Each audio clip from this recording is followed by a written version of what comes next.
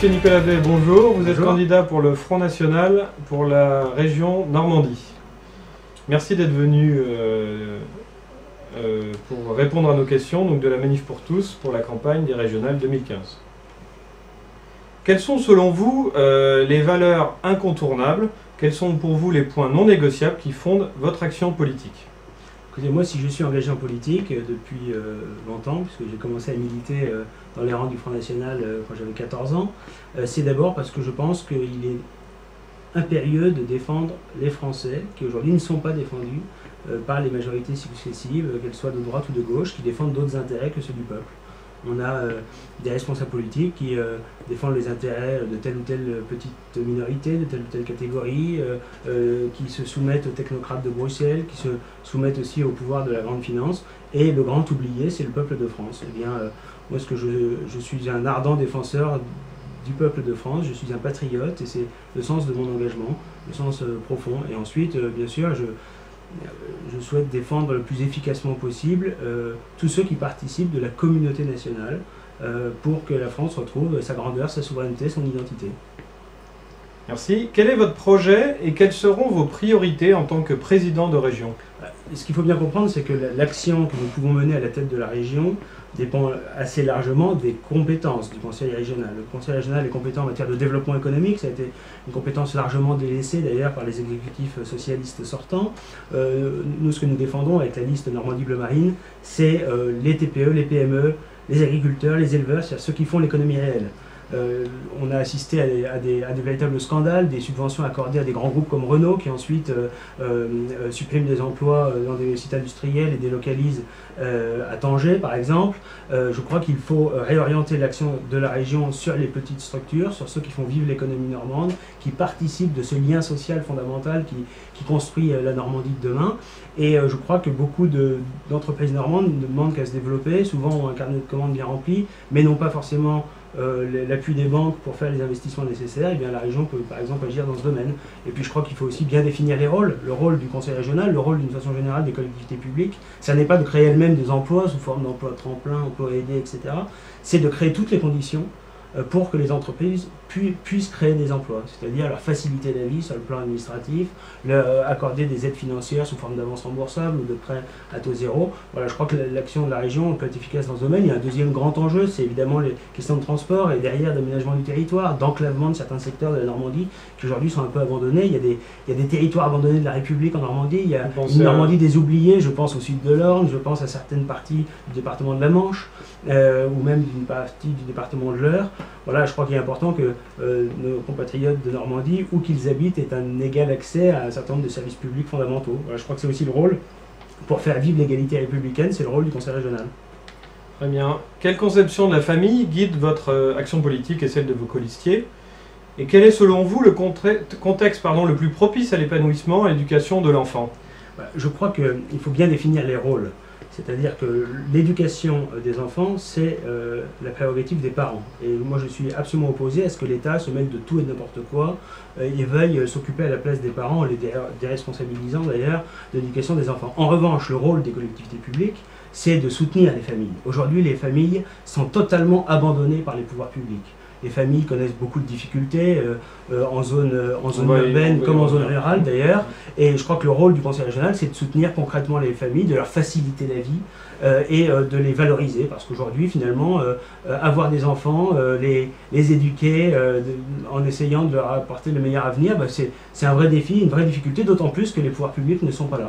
Alors, les pouvoirs publics s'occupent de soutenir telle ou telle petite catégorie revendicative, mais les familles qui, elles, essayent de donner le meilleur à leurs enfants, souvent sans rien exiger, sans rien revendiquer, eh bien, elles sont abandonnées. Je crois qu'il faut inverser les priorités, il faut arrêter de subventionner à tort et à travers telle ou telle petite catégorie qui revendique, et au contraire soutenir concrètement, là encore dans le cadre des compétences régionales, les familles françaises.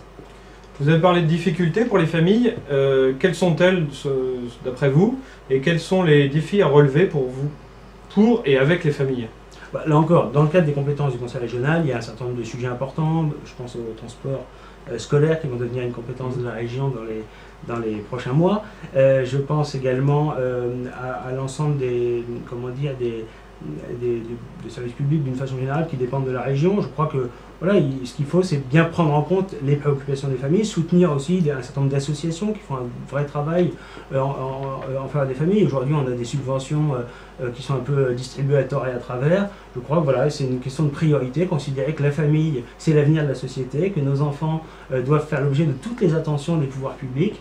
Et ça, je crois que c'est un principe qui peut guider l'action aussi bien du conseil régional que du conseil départemental, que des communes, et évidemment de l'État. C'est loin d'être le cas aujourd'hui, et j'en suis désolé, comme l'ensemble d'ailleurs des cadres, des militants du Front National. Et nous, ce que nous voulons, c'est remettre la famille au cœur de l'action publique. Pourquoi? Parce que la famille, pour nous, c'est la cellule de base de la société. Nous sommes attachés à la nation parce qu'elle est le cadre idéal d'épanouissement des individus, de protection de notre de la sécurité, de la prospérité économique. Le cadre national pour nous n'est pas dépassé et il structure l'identité des individus, mais de la même façon la famille structure évidemment en premier l'identité des individus, et à ce titre-là elle est un sanctuaire, la famille, qui doit être totalement défendue par les pouvoirs publics, et c'est pas le cas aujourd'hui. Et que comptez-vous faire donc pour faciliter la vie des familles? Est-ce que vous engagez par exemple à assurer l'égalité entre les enfants, quel que soit le choix éducatif des parents? Je pense à la relation publique-privée en ce qui concerne les subventions scolaires, les cantines ou les transports scolaires. Oui, bien sûr.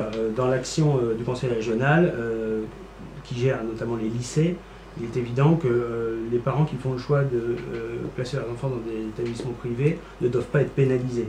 Donc l'action publique régionale doit traiter de façon parfaitement équitable le secteur public et le secteur privé. Dans le respect de la loi, donc. Oui, dans le respect de la loi actuelle, mais d'une façon générale, comme principe politique, au-delà du cadre strictement régional, moi je souhaiterais évidemment que les parents qui mettent leurs enfants dans le privé ne soient pas pénalisés. Aujourd'hui c'est le cas.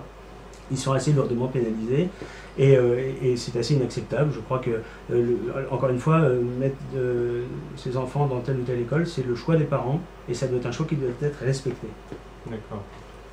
Est-ce que vous envisagez la création d'une carte régionale famille, qu'on pourrait appeler carte famille, pour faciliter la vie des familles dans les transports, les installations sportives, la culture, le loisir, etc. Seriez-vous aussi prêt à créer une commission pour la famille et pour l'enfant à la région, en lui donnant un rôle transversal et un budget dédié? Oui, alors une carte famille, ce sont des dispositifs qu'on peut construire sous des formes assez différentes. Ça peut être une carte famille, ça peut être un certain nombre de dispositifs dans l'action régionale qui s'additionnent, hein. Et évidemment, créer une commission spécialement dédiée à la famille, je crois que c'est important, et à toutes les questions liées à la famille, parce que la famille n'est pas directement une compétence régionale. En revanche, les questions d'éducation, la question des lycées, la question des transports scolaires, la question même de la formation professionnelle, à certains égards, tout ça concerne directement ou indirectement les familles, et je crois que ça doit être regroupé dans une commission unique pour que les familles soient à nouveau au cœur de l'action régionale. Avec un budget dédié? Oui, bien sûr, forcément. Vous savez, dès que le conseil régional intervient dans un domaine, il faut forcément avoir un budget. Encore une fois, ce n'est pas forcément des dispositifs très coûteux, c'est simplement réfléchir concrètement à faciliter la vie des familles et à faire en sorte que ceux qui ont 2, 3, 4, 5 enfants, qui participent peut-être plus que d'autres d'ailleurs, à l'avenir de la nation, parce qu'ils donnent des enfants à la France, et bien, en contrepartie, ils doivent faire l'objet de toutes les attentions des pouvoirs publics, c'est normal. Nous, ce que nous défendons au Front National, c'est une natalité la plus dynamique possible, faire en sorte que le fait d'avoir des enfants, de les éduquer, eh bien, soit valorisé par les pouvoirs publics, et que ceux qui font ce choix-là soient réellement et concrètement soutenus. Alors en matière de subvention, c'est souvent problématique et ça pose beaucoup de questions aux familles. Quels sont les critères et les modalités de subvention que vous pensez accorder au titre de la région? Est-ce que par exemple vous êtes prêt à publier une liste des associations ainsi que le descriptif des actions et des projets soutenus par la région? Donc en fait, en résumé, à jouer la transparence.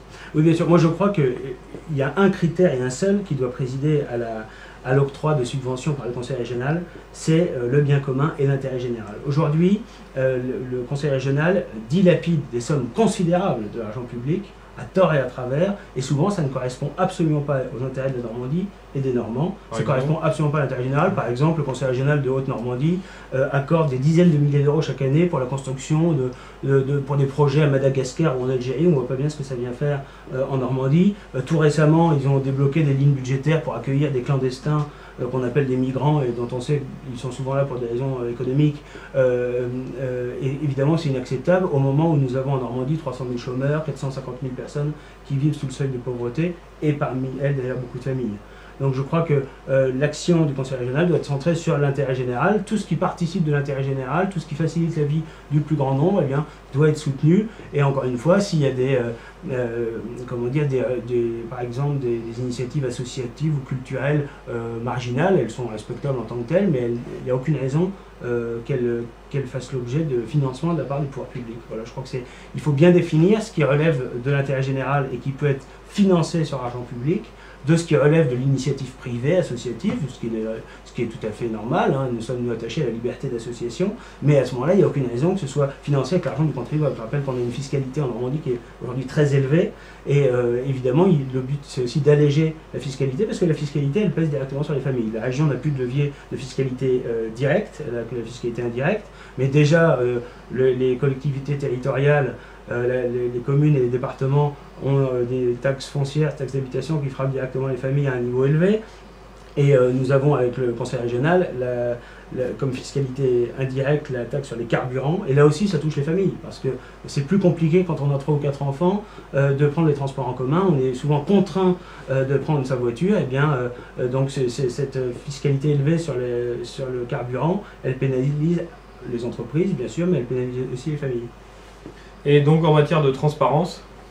Écoutez, en matière de transparence, je crois qu'il faut à un moment donné que les critères d'attribution soient clairs, et ensuite que les subventions accordées soient rendues publiques sur un site internet, consultable par tout le monde, et qu'ensuite il y ait un contrôle surtout. Parce qu'aujourd'hui, il y a des subventions qui sont accordées à tort et à travers, sans aucun contrôle a posteriori. C'est-à-dire qu'il y a des structures qui empochent les subventions, qui leur ont été accordées sur la base d'un projet, sans qu'on sache si effectivement le projet a été réalisé intégralement et dans quelle mesure il a vraiment été utile à la collectivité. Voilà, je crois qu'il y a une nécessité de transparence absolue, et il y a une nécessité aussi de réduire d'une façon générale les subventions pour que l'action du Conseil régional soit tournée vers les investissements d'avenir et les équipements, plus que vers les dépenses de fonctionnement, avec souvent à la clé beaucoup de gaspillage.